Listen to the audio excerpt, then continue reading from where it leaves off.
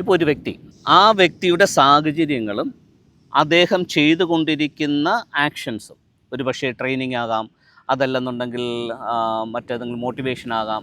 So ഇത്തരത്തിൽ ഏതെങ്കിലും ഒരു കാര്യം നമ്മളിപ്പോൾ ചെയ്തുകൊണ്ടിരിക്കുമ്പോൾ നമ്മുടെ ചിന്തയും നമ്മുടെ കോൺസെൻട്രേഷൻ മുഴുവൻ നമ്മൾ ചെയ്യുന്ന കാര്യത്തിൻ്റെ അഭിവൃദ്ധിക്ക് വേണ്ടിയിട്ട്, എൻഹാൻസ്മെൻറ്റിന് വേണ്ടിയിട്ടായിരിക്കും.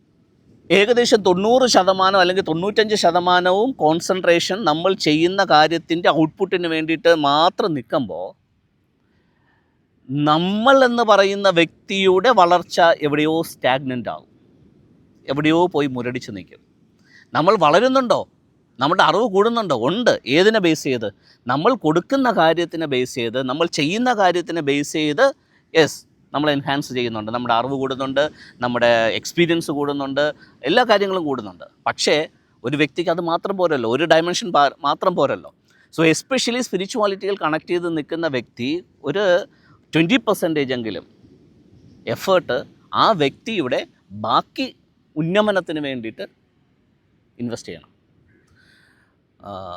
ഇപ്പോൾ കഴിഞ്ഞ കുറച്ച് നാൾ കൊണ്ട് ഞാനിങ്ങനെ വീക്ഷിക്കുന്ന ഒരു കാര്യമാണ്, ട്രെയിനിങ് രംഗത്ത് നിൽക്കുന്ന അങ്ങനെയുള്ള ആൾക്കാരെല്ലാം അവർ ചെയ്യുന്ന കാര്യത്തിന് എത്രത്തോളം സക്സസ് ആക്കാം എന്നുള്ള കാര്യത്തിനകത്ത് മാത്രം കോൺസെൻട്രേറ്റ് ചെയ്ത് കാര്യങ്ങൾ ചെയ്തു പോവുകയാണ്. അപ്പോൾ ആ വ്യക്തിയുടെ വളർച്ച എന്ത് ചെയ്യുക?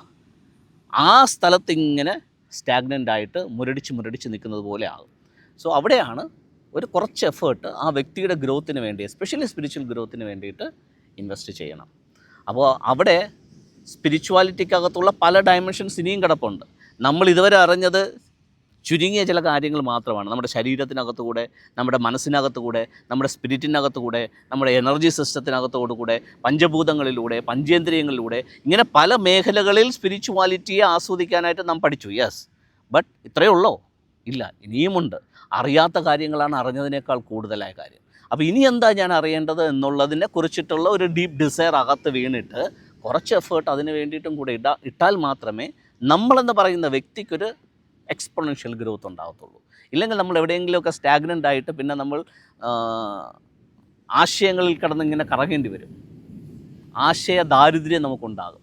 അപ്പോൾ ആ ഒരു കാര്യം ഉണ്ടാകാതിരിക്കാൻ വേണ്ടി പേഴ്സണൽ ഗ്രോത്തിന് വേണ്ടിയും കൂടെ നമ്മൾ ഇൻവെസ്റ്റ് ചെയ്യണം.